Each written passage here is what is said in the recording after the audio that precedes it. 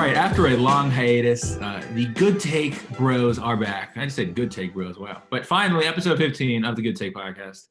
We are back and better than ever. It took a few weeks off. School's been crazy. The world's been kind of a crap show, I'll say. But Alexander, how you doing? Sorry, Alex. Gosh, yeah, you can tell that I'm rusty. How you doing? How was I mean, there's actually so much sports even to talk about. But how are you doing?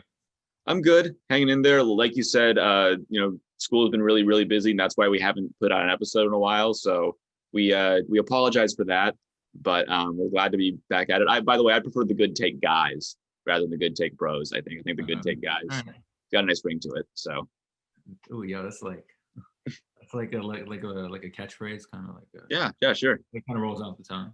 But all right, listen, let's get right into it. Yeah, sure. We were both really excited. I think everyone like anticipated that we'd be without the NBA for like a lot longer, but now, I mean, 3 days before Christmas, it's like it's a Christmas miracle, right? As they say.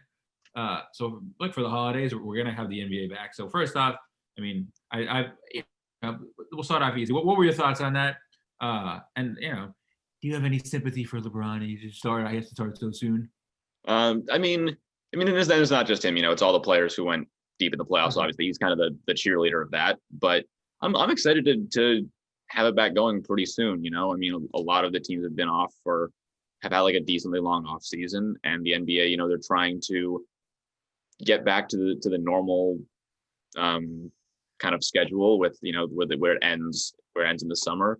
What I'll be really interested to see is how it works outside the bubble, because they're just this coming year they're just going to use the arenas, and I think that'll be really interesting to see, because the NBA and the NHL and the MLS, when they were sort of in their bubbles down in Orlando or up in Canada, it was much safer, and there wasn't really any problems. Whereas you've seen with MLB and the NFL, which have been traveling around, moving around to different places, and going on the road and things like that. That's where you've seen the problems. That's where you've seen the outbreaks and the players who've had to sit in the games that have had to get postponed and canceled and things like that. So it'll definitely be a test, because in the bubble they were really able to stay on top of it and make sure everybody was complying. And so I wonder except for Daniel House, but I wonder my point being, I wonder if that's sort of ingrained this mentality into the players, of being compliant, being on top of things. I doubt it, but yeah. As long as Tinder exists, I don't think so. Don't you? I mean, listen, these are young rich men, but anyway, well, we'll see. I'm excited. I think we're both excited for the Warriors. I think, I do feel bad for LeBron. I was just joking, but look, I mean, besides let's see, Lakers, Heat, Nuggets, Celtics made it to the conference finals or the finals. Everyone else has had honestly at least 3-ish months off, roughly. Yep. Obviously, you have a handful of teams that haven't played since March. The teams that played in the seeding games had 4 months off, and then played a few scrimmage games, and then the 8 seeding games, and then have another 4 months off. And my math is, I don't know if I'm doing the math correctly, but so to me, look, this is the classic case where you cannot cater to 2, 3, 4 teams, 5 teams at the expense of the other 25, 26 teams. Just doesn't make sense. So I'm really excited. And now let's see, today's November 13th. So we have basically 5.5, 6 weeks. I'm super excited. And then now, what perfect segue now. Yeah. The off season is going to be the maddest sprint, the quickest sprint, literally of all time. This is the Usain Bolt, 100 meters, just mad dash. And you have your draft, free agency, everything, and then the teams just sort of come together the next week. So it's kind of like a lockout season where someone might get signed once training camp's already started, and they just pop in and here we go. So that's gonna be wild. We were talking when we were preparing for this, how much the basketball hot stoves, quote unquote, is kind of baseball. The baseball hot stove used to be this big thing in the winter, and now, gosh, I just keep checking Twitter to see what everyone the rumors that everyone's saying. It's become the best off season for sure. I'm on my toes. It's gonna be fun. Yeah, no, I mean it seems like every day there's 5 new rumors, and 5 new players looking to be traded, and 5 new teams with an interest in this guy and all that stuff. I think a big part of that is the NBA is such a players' league, and the way that the CBA and things like that are structured. Gives a lot of power to the players and a lot of opportunities for them to kind of go in the ways they want to go and arrange things to happen. Team up and and voice their concerns, and so that sort of gets the rumor mill going, which is, and it's always a great time. The free agency usually opens on like July 1st, and there's 30 crazy stories just from that day. And obviously this year it'll be the same thing, but even crazier because there's a shorter period to get it done. It'll be really interesting, I think, to see how teams adjust, because usually you sign them in early July, and then they have the whole rest of the summer to get acquainted with their new team, their new setting, and get ready to go. But this time it's going to be about 5 weeks, like you said. So it'll be a new development for sure, especially with all these players that are rumored to be moving around on the trading block. Yeah, I mean, I wonder if for a rookie doesn't have summer league, is that gonna impact them at all? Yeah. They don't have any time to acclimate. They just have to get right into it. So it'll be interesting too. That's why I can wonder, a team like the Warriors, would they be more likely now to re-sign Alec Burks and Glenn Robinson, who are obviously on the team last year, because they have some familiarity with the team and the system? Then are they more likely to sign them now than they would have been otherwise? So I think there's a lot of fascinating stuff. I think if you're a team like the Warriors who's in contention, you're even more inclined to try and sign veteran players now, because you don't have time to hold hand. Yeah, you gotta sprint right onto the blocks, obviously. So. Mm-hmm. Yeah, and the Warriors are an interesting situation because they have both a high pick and potential for a deep playoff run. So they're we as Warriors fans, we follow their sort of their Twitter universe very closely, and they allegedly love 10 different draft prospects. I think. Wait, did you see? They called my dad for a try. Did you hear that? They did, really. They asked him if he would come out of a consulting. They asked him if he would retire from consulting and come, shoot some corner jumpers. Yeah. All right, I'm looking forward to that already. Yeah, but no, I mean, I think what a lot of it is just throwing up as much kind of smokescreen as possible to confuse the team, not let anybody know what they're actually doing, so they can leave their options open as much as they possibly can. Well, yeah, well, of course. Well, I think what they're doing is, so if everyone knows, okay, they're drafting Anthony Edwards or they're drafting James Wiseman, then if a team let's say who's farther back, loves Devin Vassell or loves Tyrese Halliburton, which I love both of them, but if the team loves them so much, but they know the Warriors aren't going to pick them at 2, then they're not going to, want to trade up. Whereas if the Warriors say they love everybody, and then the team's behind, it makes it more of a chance that, if a team likes somebody, that they're going to be more inclined to trade up out of fear of someone else taking them. So I think, which is, so that's really smart. Obviously, the Warriors got totally spoofed. I mean, non-Warriors fans don't know this, but when they were so in love with Allen Smiley each, and they traded 2 second round picks to move up for no reason. Because I think was David Griffin got he got the sense that they were I don't know, excited or that they loved him a lot. So I think they've learned. I think, look, it's been fascinating because I think at this point, I think it's been established there's not going to be any no star players that are going to get traded for this draft, right? I don't. You wouldn't think this draft. So it's pretty much you have to fight between the margins. Let's just all right. What are you looking forward to in the draft? What do you like? What are a couple of things that you're looking forward to, either whether it's a player or a team? I think there's actually there's a lot of storylines I think that will be very interesting to follow. Especially again, the trade moratorium ends is 2 days before, free agency is 2 days after. This is as the soccer announcers say, this is vámonos. There's one other thing I will point out is I think because this is such a there's a draft class with such little power at the top that I think that's a huge part of the reason why all these teams, because it's not just the Warriors. You see the Timberwolves doing that too, and just trying to sort of keep it as vague as possible on who they might want to take with number 1, because there isn't that clear top guy. Last year doing this wouldn't have worked because New Orleans was still obviously going to take Zion, Memphis was going to take Ja, New York was going to take RJ. If we had if we had the number 2 pick last year, and obviously we wouldn't pick Ja because we have Steph. How much we could get in return. Oh my God! We could have asked for everyone's brother and sister to trade up. We could have asked for like everything. Oh, And that's but it's because it's this year. It's such a different situation. So instead, what they're doing is trying to make it as fuzzy as possible, just so they can have, like I said, as many options. Players like, so you're talking about like, so players like we're interested in, looking forward to see where they go. You mentioned Tyrese Halliburton. I think that's a big one because I've heard him like listed everywhere from like number 2 to number 9. So there's a lot of players in that draft that kind of where that kind of applies. Him, Isaac Okoro, Devin Vassell has that a little bit. I think he'll go like a little bit lower, but there's a huge range of players of places where he could go in teams that are really interested in him.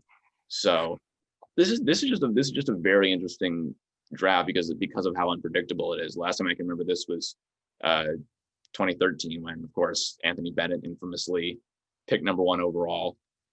So I mean that was a crazy night. Do we even know like where he is, or like what he's doing? I don't think he's playing basketball anymore. I'm not sure. I haven't checked. I know he bounced. He was drafted by Cleveland, traded to Minnesota for Kevin Love, went to Brooklyn at one point. I think played overseas for a little bit. Poor guy. I'm not sure. Yeah, he was thrown into a rough situation for sure. I know my dad and I one time we like Googled like where Johnny Flynn was. He's the guy who's picked ahead of Steph Curry in 2009. And we couldn't believe it. It's crazy. Mm-hmm. It's crazy. I mean, like, probably like a decent amount of these guys won't be in the league in 3 or 4 years, which is pretty nuts. Mm-hmm. No, it'll be fascinating to see. So let's just keep going on the rumor mill. I wouldn't say we're Rockets. We're gonna try to be down the line on this, but definitely the Rockets kind of blowing up was I don't know. Did you even like expect it? Because I kind of did, but then I don't know. Because I know like Fertitta seems like suspicious as a good owner to me, and thus like the D'Antoni and the Morey just being like screw it. But it always seemed like Russ and Harden were, so tight that they would just come together anyway. And then obviously, it sounded like they both approved of the Steven Silas hire. So I don't know. It seemed I'm still a little bit confused. I'm sure someone will say something on some podcast eventually, and it'll like come out. But are you like still confused about that? Yeah, where Russ might go, but yeah, no, I mean a little bit. I mean, I think there's a lot of big personalities on that team. There's a lot of egos, and we wondered if this was going to be a quieter off season because of the sort of the financial concerns of the pandemic. But the pandemic doesn't know ego getting in the way. It can't control for that. And because it hasn't just been those guys. It's been Covington and Tucker and Rivers have also been a huge part of that. I don't know. Do you think that those like kind of like supporting guys play a role in that? Because obviously, everyone's talking about the star players, but do you think that that supporting cast is how much of a factor do you think they are? Yeah, well, it's funny because there was a report from The Athletic that PJ Tucker hated his contract. That Austin Rivers and James Harden allegedly got butted heads. There's all these weird leaks, which I will say. Has there ever been like any leak about like anything like this about Steph Curry? Like I've never seen a single leak like this about Steph, like ever. I just want to point that out. I can't think of any. Maybe I'm wrong. So like the Austin Rivers, who I also think would be a good fit with the Warriors, a sneaky good fit. Actually, I saw that on Bondejo's Twitter today, and I was like, yo, that's pretty interesting. But so he seemed unhappy. Like you mentioned, Covington, PJ Tucker. Russ is just he's one of the most fascinating players in any sport I've ever like could have sort of evaluated. Just because like early on, even when he was putting up triple doubles, I'm not gonna say I was like a Colin Cowherd like truther about him, but I was like 90%, 80% of the way there. He's been like an All NBA player, but I also just like the way with how much he is just commands the ball and commands to be the center of everything. As great of a player as he always was, I always said he can never be the best player on a championship team. Like he just can't, because the way for him to be the best player on a team is to take all the shots, handle the ball like constantly, and that's just not. He's not. Harden couldn't do it, and Harden's better than him, but that's not. That's not a way to So it's not, you're not going to win a title that way. And look, he couldn't do it with KD. He couldn't even get out of the first round with Paul George for 2 years in a row. Right. I mean, he won 3 playoff games in 2 years with another All NBA player. So, and then now they might get traded for each other. Like it's just nuts. Yeah, I know. I was thinking about that, and then he would team up with Kawhi. I mean, and that is a fascinating dynamic in personality right there. One of them. Yeah, they seem totally polar opposites in personalities. That's a good point. Yeah. I mean, you got the super quiet Mel just goes about his business, and the brash, outspoken, flashy guy. So that would be fascinating. And then on the other side, you'd have the team up of James Harden and Paul George, which I think is a little bit more compatible. But I don't know. Like, I know 2 playoff chokers, man. They're perfect for each other. Well, right? Look, here's the thing. Harden's teammates have been guys like Dwight Howard, Chris Paul, Russell Westbrook, whereas Westbrook's teammates have been KD, Paul George, and Harden. So both of them have had some really good players as their second guy, and Westbrook's made the finals once with Harden when Harden was the 6th man back in OKC. That was long. Yeah. Harden's made the conference finals. Neither of them has taken the step to the championship. Do you see one of them as sort of more at fault in those situations? Like one of them's been the problem more often, or that's fascinating. I would say probably because Harden's going to go down as a greater player. I think he's just going to take more crap for his playoff shortcomings. That's just kind of the way it is. Same way LeBron did before he started winning titles. That's just kind of the way it is. Yeah, I mean, we'll see. Look, I am finding it fascinating, why a team would want to trade for Westbrook. I mean, literally it doesn't make any sense. Like I saw a KOC, Kevin O'Connor, tweet that that he subtweeted or quote tweeted or whatever, like a rumor that the Hornets might want him, and he's like, yeah, like basically like you're gonna get the 8th seed, the draft next year is loaded, and you're basically temporarily getting like into the playoffs once for no reason, and then Russ is gonna decline.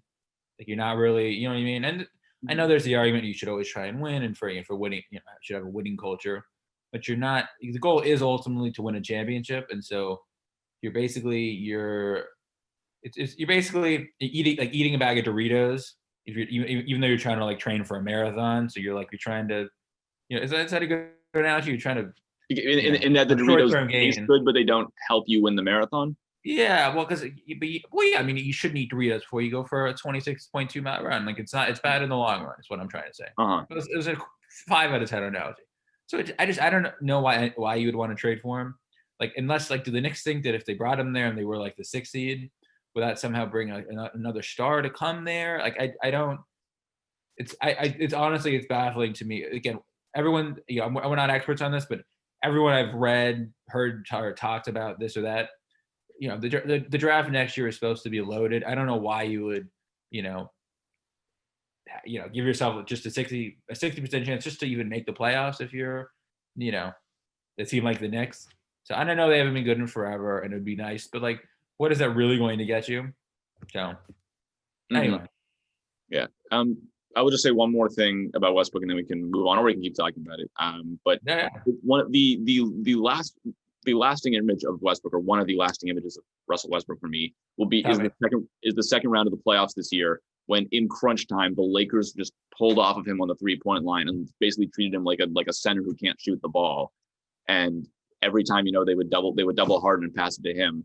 It was the right play for the Lakers, because you can't trust Westbrook not getting the shots.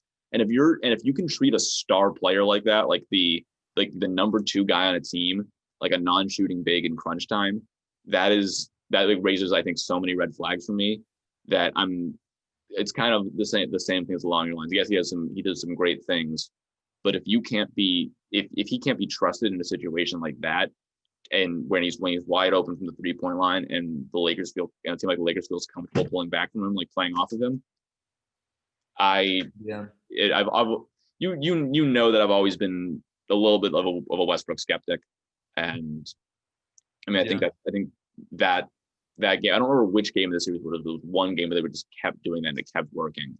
And that just stands out to me. I told you for a while that he was my favorite player to watch, like, but who like wasn't on the Warrior. Like, I just love the way that he played. I still like. I always appreciate, how buy everyone should want to buy a ticket to watch him. Like, he is an athletic freak. I always admire how hard he plays, especially in this era of like, "Ooh, we're gonna load manage, we're gonna like rest." It definitely is refreshing. But again, I would not want him on my team. Sort of like he can stay at a distance. I guess the last thing. What rumors have you liked? What's caught your eye so far?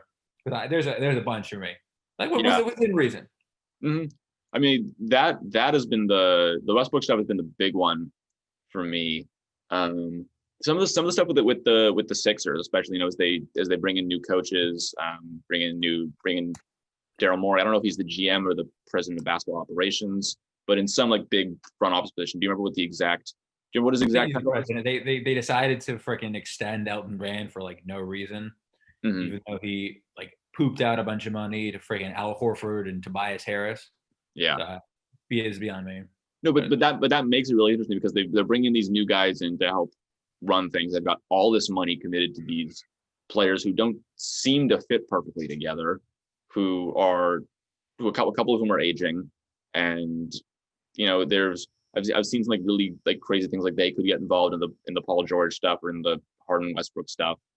So I think the Sixers will be a really interesting team to watch this offseason. Yeah, no, I totally agree. I totally agree. I mean, it'll be interesting if teams try, if they really need to sell, like if they really need to cut money, are they willing to trade certain guys, that they wouldn't, in past years. Again, not to be too Warriors heavy, but two guys I've always had my eyes on, especially since COVID happened in terms of basketball was, Josh Richardson and Robert Covington. Just it's a decent amount of scoring, a good perimeter defense, all that type of stuff. So that'll be fascinating.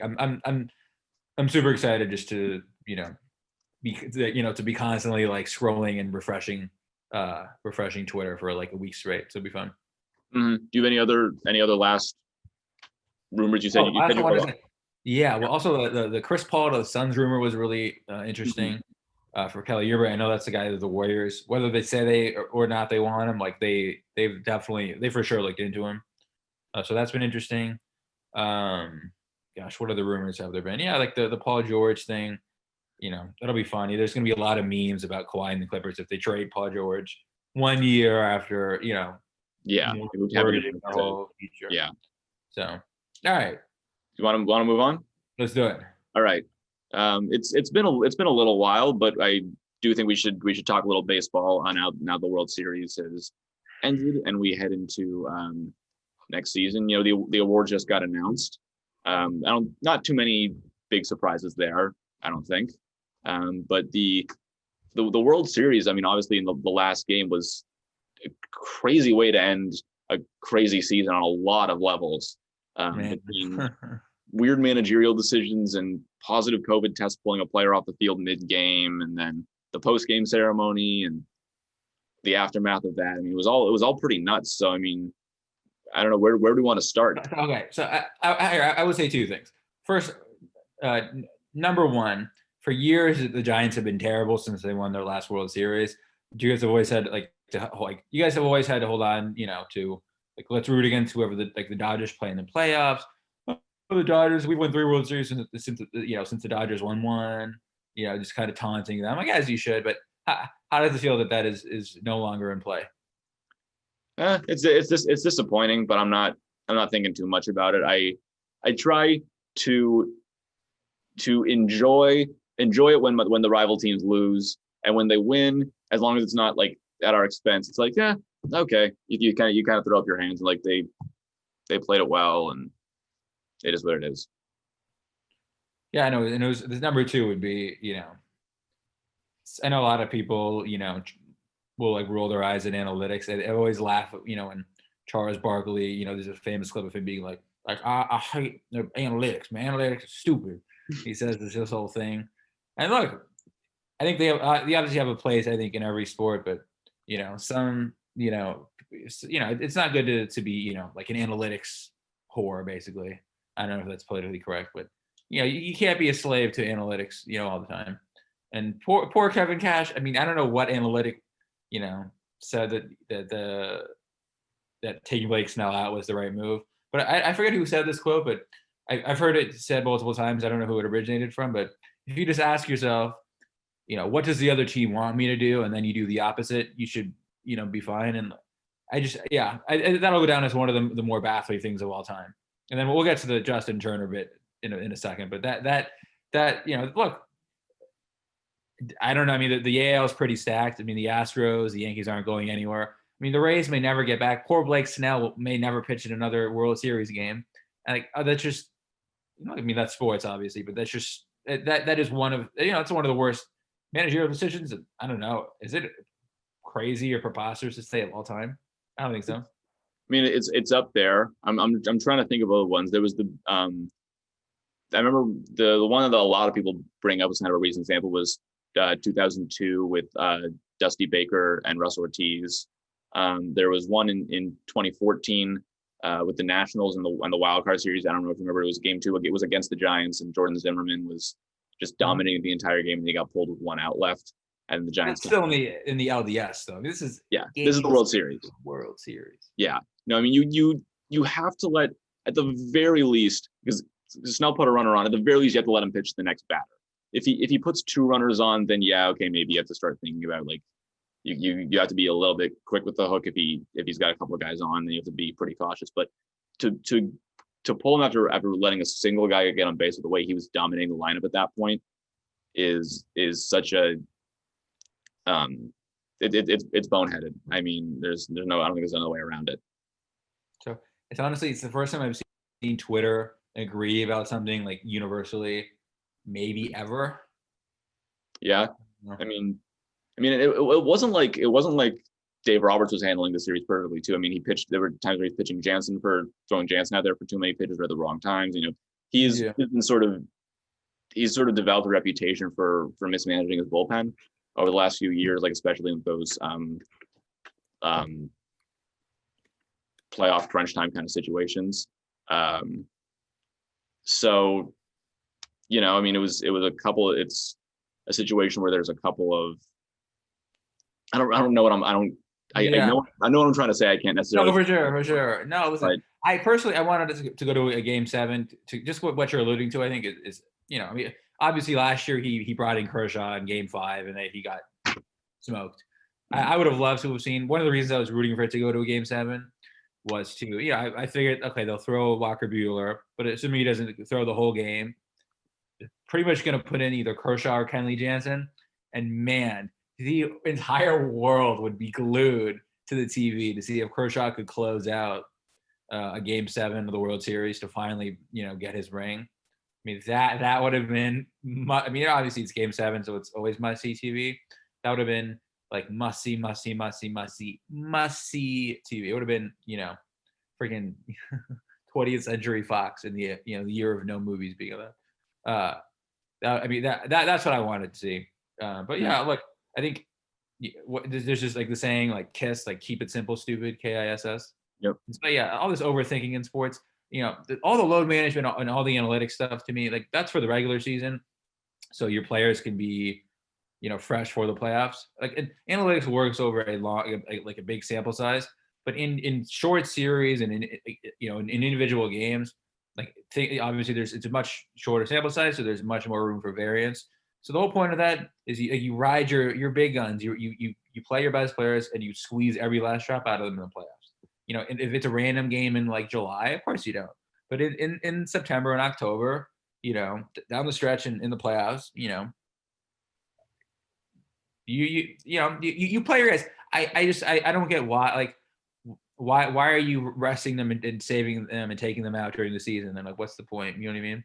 Yeah, I mean, though they have months to rest after that game, and like exactly, and like I said, if he lets another guy on, another 2 guys on, then yeah, you can pull him because call me when he gives like a 3-run homer.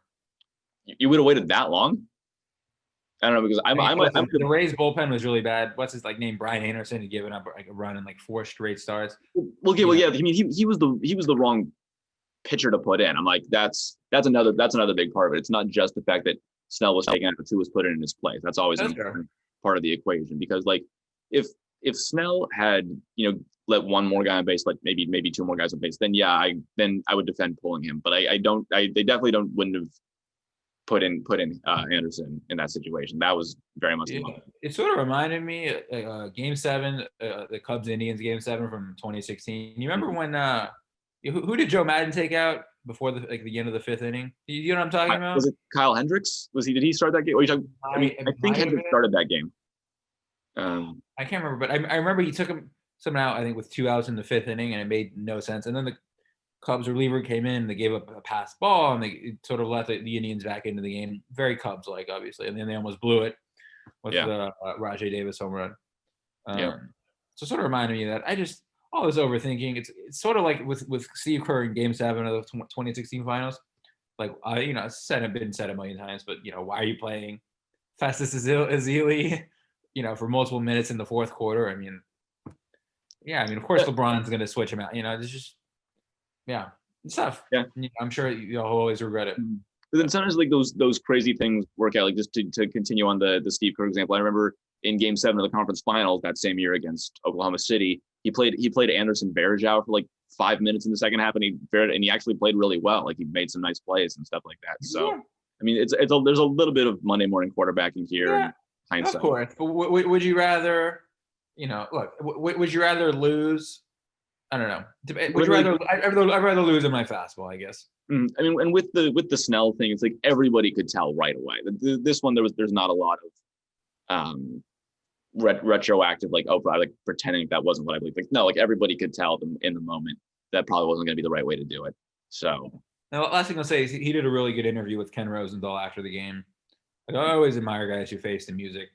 Dude, I don't want to talk to someone after I had like a long, exam. So it's kudos to, it should always be pointed out, I think. Yeah, I know. I'm as a sports writer, like I've had to interview athletes and stuff after losses, and like sometimes about stuff that's like not even about the game. It's like I have to like try to take their mind to this totally different place. So it's not fun from either perspective. Like is my point. Yeah. So yeah, I think I got for our little league games. Parents would talk to us and we'd be like, leave. Yeah, leave I know. Yep. Exactly. And then, I mean, but the thing about this World Series was it wasn't just the craziness in the game, it was what happened after the game that got so many people talking as well. So.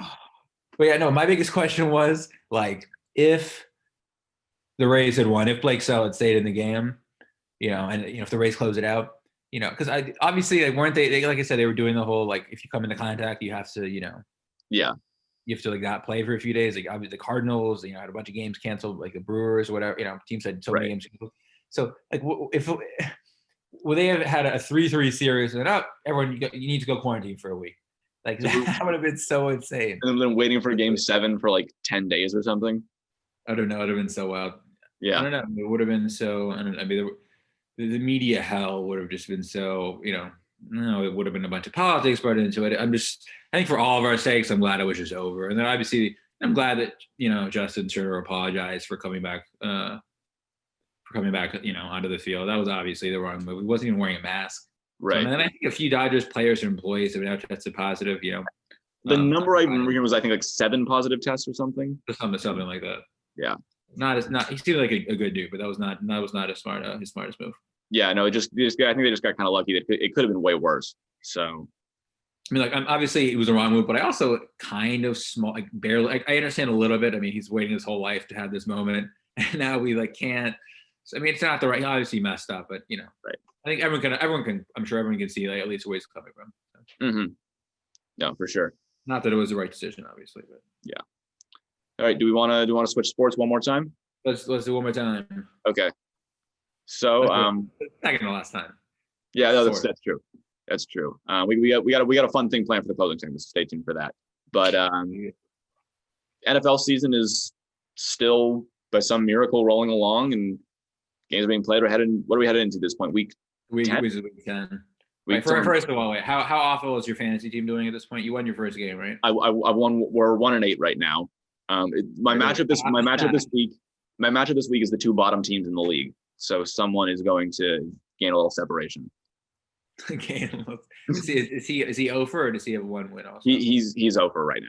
You better not lose to the Ofer guy. Yeah, no, I mean, we both of our rosters are pretty beat up, so we'll see what happens. It would not surprise me if I lost. Like, it wouldn't be like some humiliating thing where I blew it. It would be more of a situation of just, it was too sucky team suck a little less. So yeah, I had a rough go. I'm 3-5, which I guess is good in comparison to you. But I'm playing the best team in our league. okay, I had AJ Brown. I had AJ Brown. I have AJ Brown on my team, and so it's obviously the Titans were playing the Colts last night. Yeah. And so it's always weird when someone who you need to do well on your fantasy team is playing, a team that you root for, like in real life.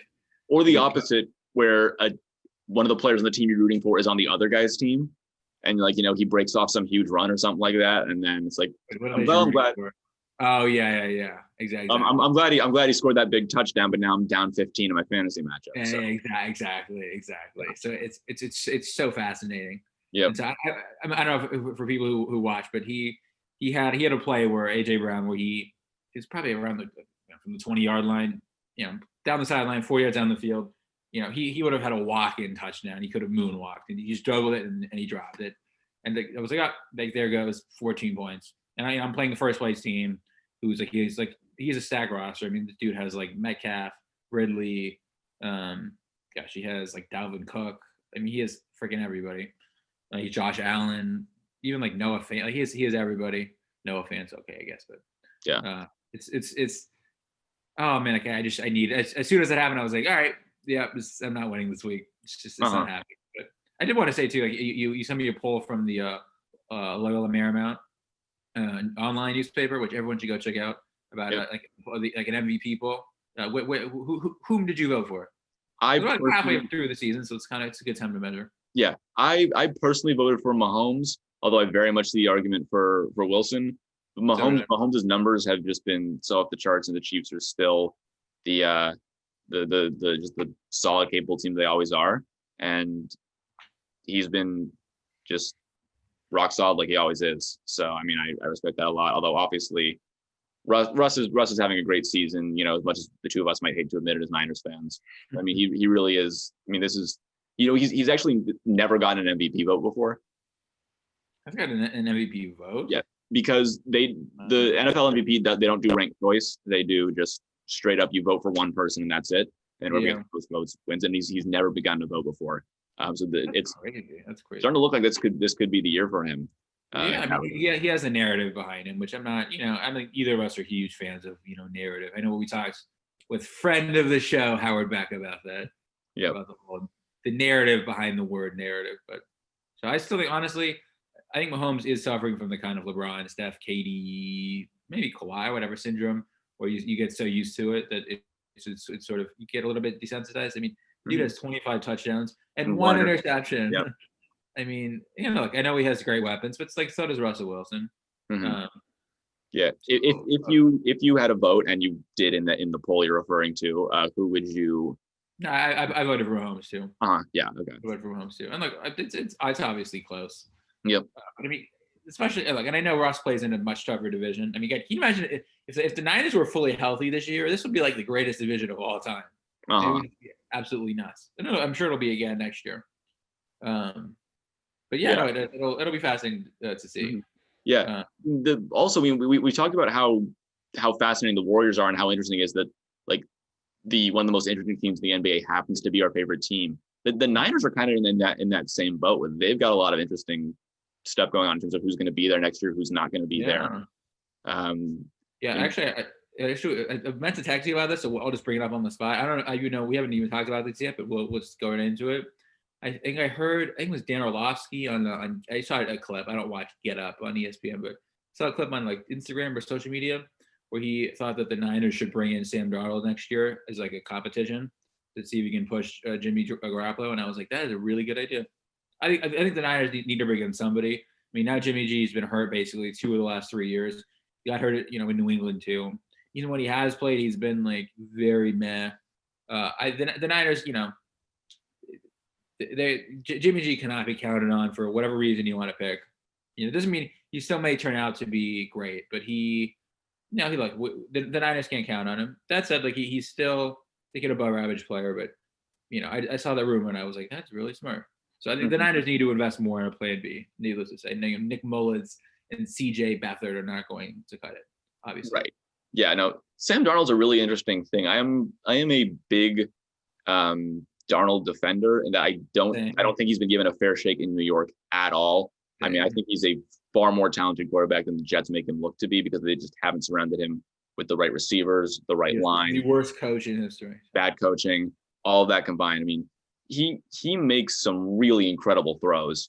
I mean, you see him, like I've been, when it comes to college football, I'm a Pac-12 guy, so I've been following him ever since he was at USC. I loved him coming out of SC too. Yep, and I think he is a lot better than his stats and his winning percentage would indicate. No, I totally agree. Totally agree. Also, yeah. I mean, I don't know.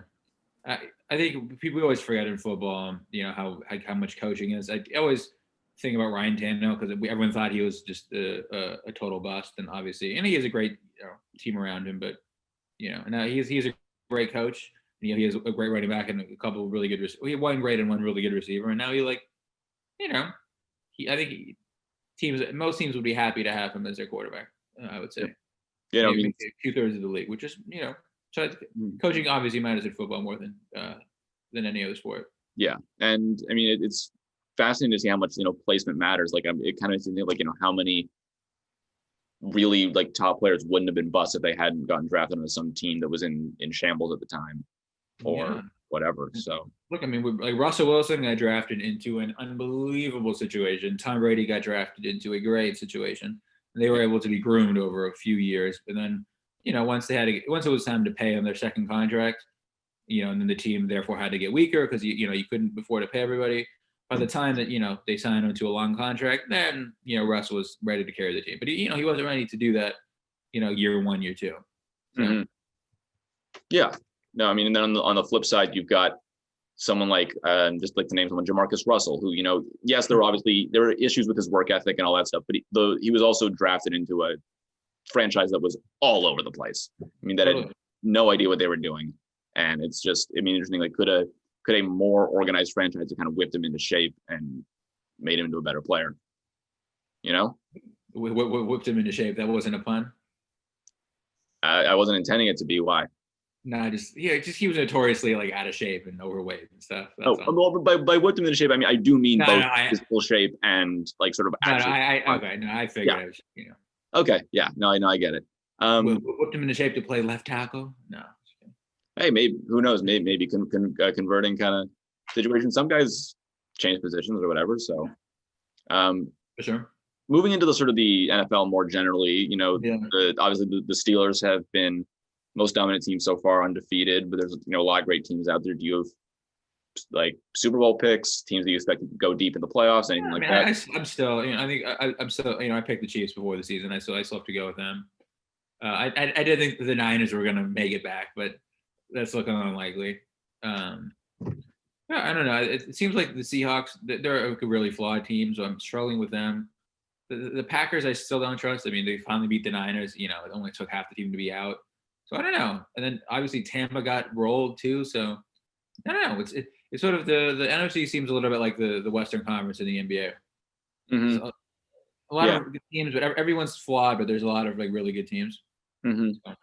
Yeah, I mean, I think the Chiefs are a good pick. I think the Saints are being pretty overlooked. It feels like every time that in the offseason, the Bucks were making all these moves, like everyone was hyping them up, and then the Saints came out and kind of rolled them in week one. And the Bucks got on this winning streak. Everyone started hyping up again, and the Saints came out and just absolutely destroyed them. Yeah, I don't know. The Saints, the Saints have a lot of Houston Rockets in them when it comes to the playoffs.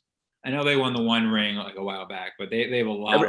Ever since then, they have lost in the playoffs in some unbelievable ways. Unbelievable. I mean, let's just go through it. The Marshawn Lynch run in Seattle, Marcus Colston's forward lateral. By the way, Seahawks had a losing record. Like they were the only playoff team ever at that time to have a losing record. But anyways. Yeah.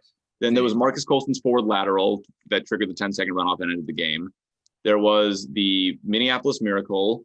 There was the pass interference no call, and there was the overtime game against the Vikings last year. And I might be missing one. And that was a pass interference, no call the other way. I mean, it was closer, but it was still, it should have been like offensive PI.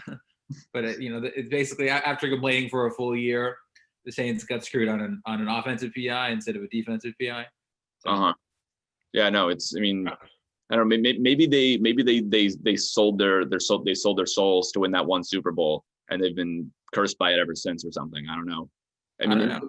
In New Orleans, you never know. There's all kinds of creepy voodoo stuff going on down there. So. Yeah, well, especially now with only the number one seed getting a bye. Maybe if they get that, but if they get the 2 through 7, I cannot in good conscience pick them to win 3 straight playoff games. There's just no way. Yeah. Right, and I was going to say it makes the. I mean, last year, you didn't have to get the 1 seed. You could play for one of the top 2 and be okay. But this year, that 1 seed, that first spot is so much more important. I don't love the expanded playoffs. I know they want to make more money. No, especially as we head into an even longer regular season. There's going to be a 17th game that makes it that much tougher. I wish they should have added a second bye week, but all right. Anyways, should we wrap it up? Let's do it. All right. Yeah. Why don't you introduce it? All right. We are doing a closing segment that we're going to call one-on-one. In this segment, we're going to do it is in honor of the upcoming golf match with maybe Zevan's 2 favorite athletes of all time in Peyton Manning and Steph Curry, alongside I believe Phil Mickelson and Charles Barkley. Do I have that right? Yeah. Okay. Basically, when I saw that, I was like, what? Because we've obviously, since Peyton and Tom Brady faced off a few months back, people were like, oh, who could be in the next match? And now, this is like the Zevan Schuster, sports crossover, of all time.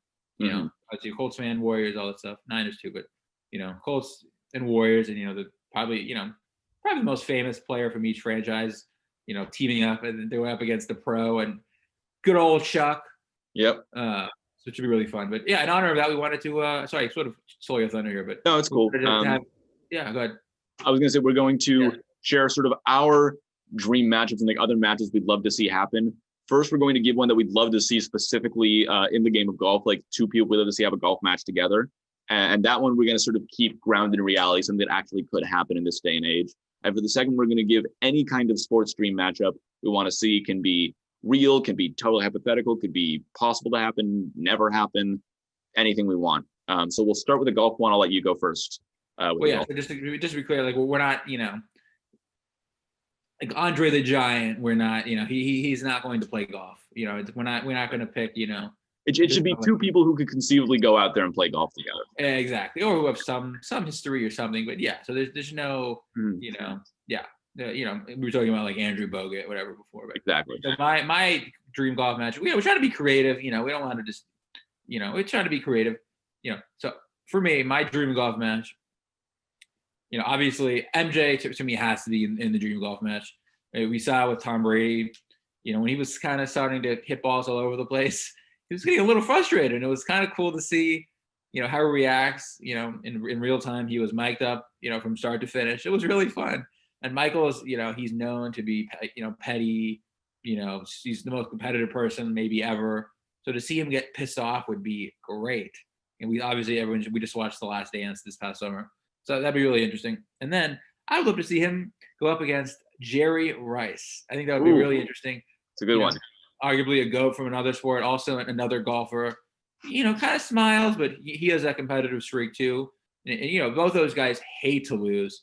And to see them go up against each other, especially, again, if they were alongside Tiger and Phil and it was 2-on-2, if they were mic'd up the whole time, I think that would be really fascinating. They're both like pretty private people. Like we don't really hear that much about them. Every once in a while, like MJ will do something like with the Hornets or like with the NBA, but it's pretty rare. Those are 2 guys who I would love to see. Jerry will do an interview for Bay Area radio, 680 or 1050 or 95.7 or whatever. But those are 2 guys who I would love to see golf, but also with the corresponding the mic'd up, to see them to see some chinks in the armor, to see how they react. Mm-hmm. Obviously when they play, there wasn't the kind of access that there is to teams and athletes now. So yeah, no, for sure that would be a good one. My pick for the golf matchup also involves Michael Jordan. I think fairly obvious one, but I'd like to see him golf against Charles Barkley. I think that'd be really interesting to have him mic'd up for a couple reasons. One is obviously the trash talk. Some good stuff is going to come out there because both of them are big personalities with a good sense of humor and a good sense of trash talk. Really fun. And also, I'm sorry, wait. You think MJ has a good sense of humor? I think he can. Yeah. See, he seems like a total a-hole when he. I think he'd be. I know. Don't get me wrong. I think he'd be competitive as all hell. But I also have a beef too. I think he'd be a total a-hole, which I think would be entertaining. But I think the other thing though is that it would be like I'm sure they'd reminisce about playing back in the day and being on the dream team together. And they don't like each other though. They don't like each other though, right? I'm sure some stuff would come out though. I mean, you'd have to think, right? Like just catching up like that and sort of. Sure. I'm sure some sort of backstories would come out there, and of course they would totally go at each other. And if one of them started screwing up, they'd hear about it for sure. So that would be entertaining. I would pay good money to see that happen. Yeah, no, I totally agree. Mm-hmm. No, that'll be fun. It's fun. It's going to be fun to see. I'm excited to watch golf play Chuck. I'm excited to watch Chuck play golf for a few hours. That's going to be really fun. Especially, have you been watching any of the Masters, by the way, just to get off topic for a quick minute? A little bit. It's been so much fun. Tiger's played really well so far. It's been really nice to watch, even with no fans. Mm-hmm. It's been so nice. Definitely. I mean, in Augusta's, it's such a beautiful place. I mean, that just like the scenic part of it as well. I mean, and it looks so different too because it's in the fall. Yeah. No, definitely. So, all right, you want to give your? Yeah. So I wanted to keep it a little historical, but mostly kind of like newly kind of relevant. So for me, the matchup that I wanted to see, and again, we want to get creative. We're not gonna, we're not gonna do, the Warriors and the Bulls because that's what everybody says. It seems like Ali versus like Floyd Mayweather, like it seems too easy. So we're trying to go on the underrated kind of path. So the one that I would love to see is the Legion of Boom Seahawks. Let's say the year they won the Super Bowl, because the next year when they lost to the Patriots, they were kind of banged up in the title game, in the Super Bowl. But the year before they beat the record-breaking Broncos offense like 49-8 in the Super Bowl. I mean, they kick everybody's ass. So I would love to see them against the Patrick Mahomes. Honestly, the Pat Mahomes, his rookie year, because I think their offense was even though they didn't win the title, they won the Super Bowl. But either way, by rookie you mean the first year he was the full-time starter, right? Yeah, the first year he was a full-time starter, not the year that he played one game for Alex Smith. But yeah, right. Because last year, he was kind of injured a little bit, not quite as prolific, which you can't be as prolific as 50 touchdowns and 5,000 yards. But I would love to see peak Mahomes against peak Legion of Boom. I think that would have been so fascinating. We always thought whenever they played Aaron Rodgers, they kind of had his number. Obviously, there was the famous NFC title game where the Packers just kind of choked. So I think that to me that's the best offense and the best defense of my life would be those two teams. And so I would have loved to have seen them go head to head. Whether I think in a Super Bowl would have been obviously pretty damn cool. Yeah. Oh, no, absolutely. That would really be a fun one. Yeah. Seems like Mahomes can't be stopped, so it would have been fun to see. No, absolutely. Yeah. My pick is more historical, a little more ridiculous. And it's definitely going to show my sports history nerd side coming out. But I want to see a baseball game in which the pitcher is Bob Gibson and the hitter is Ted Williams. Like Bob Gibson from like 1968, the year his ERA was 1.12, and Ted Williams the year he batted over 400. I want to see those two guys. That's made like probably one of the best hitting seasons ever, post Babe Ruth, and the most dominant pitching season of all time. What I think would be really interesting. If you're interested, SB Nation, or what's called Secret Base now, the YouTube channel, does this really interesting video, and one part of it is like breaking down statistics behind Bob Gibson's season, and it's like mind blowing kind of stuff, like how dominant he was, and Ted Williams, he like took hitting so seriously and practiced it so hard and was like determined to like do anything he possibly could to hit anybody, that I think they would both of them would so prepare like so fastidiously for that matchup that once it actually happened, it would just be interesting to watch. Like I would be hanging on every single pitch. to see what happens. Is the SB Nation thing? Is it an article, a video? It's a video. It's like a long video. It's like an hour long thing where the Bob Gibson thing is only like one part of it. But Okay, nice. Now Yeah. I think it was read a quote once that I guess allegedly some umpires said that, you know, like Ted Williams would like take a pitch and the ump would just call it a ball and the catcher would be like, what the hell? Like that was a strike. And the ump apparently, you know, allegedly said, you know, Mr. Williams will let you know if it's a strike if you choose to swing at it, basically. Mhm. That is an all-time quote right there. Yeah, I will respond with a Bob Gibson anecdote, which is, and again, I think this is true. I'm not 100% sure, but the story goes that his catcher, who I think was Tim McCarver, went out to worst World Series announcer of all time. and only an okay catcher, but he hung around for like 20 years and he caught Bob Gibson at one point. But how did he wait? Sorry to cut you off. How did he end up alongside Joe Buck in the booth? How did that happen? I don't know. Well, you know what? Anything's possible, Alex, so that can happen. Anyways, sorry. He like went out to talk, like have a mountain visit with Bob Gibson. And as he came out there, Bob Gibson apparently said, "Turn around. The only thing you know about pitching is that it's hard to hit." That's funny. Listen, man, when you're that great, you can say whatever you want. Yeah. No, I mean, like, and like we were talking like Michael Jordan and Charles Barkley being a-holes to each other. Like Bob Gibson and Ted Williams were like two of the fiercest, nastiest competitors ever. I love it. So in baseball. So that too would, I think, add a little bit extra to it. Totally. I guess just to end on this, since we're talking about quotes, I saw one of my favorite quotes of all time just the other day. Fred Van Vliet. I don't know if you saw this. I don't know if you know where I'm going with this, but Fred Van Vliet was on JJ Redick's podcast and basically said, I'm paraphrasing, but he was like, "Yeah, I won the championship, and now it's time to cash out." He's like, I'm gonna go wherever it's gonna be. I want the biggest bag. I want the most money. Which I love, like the honesty. I love it. Wish more athletes would be like that. You know, I think it's great. And, you know, listen, folks out there, man, you should take care of yourself. You only have one life. You only have one shot at this. I thought that was a pretty dope quote, as us Gen Zers say. So, life advice from the good take guys. Take care of yourself. Chase your money. And vitamins, eat your vegetables, or take your vitamins, eat your vegetables, like Hulk Hogan said. Yeah, and thanks for listening. We really appreciate this go around. The last piece of advice is to share this on YouTube, tweet this out, subscribe, leave us a review on Apple and Spotify. Give us 5 stars. You don't have to leave us a review. Just be like 5 stars. It'll take 2 seconds. Leave us a review, share us, and then listen to the next one, which will be out soon. So and follow us on Twitter. I am at AlexHutton35. Zevan is at ZShus9, and we will see you guys next time.